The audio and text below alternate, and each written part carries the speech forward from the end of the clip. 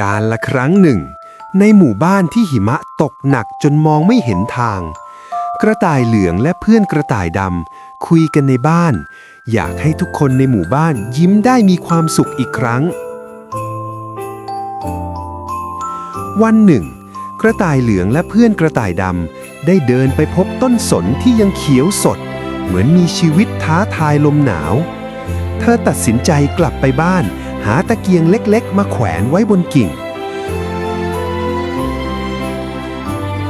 พอตกกลางคืนต้นสนทั้งต้นก็สว่างขึ้นในป่ามืดผู้คนอยากเห็นเลยให้เจ้ากระต่ายน้อยและเพื่อนๆพาออกจากบ้านไปดู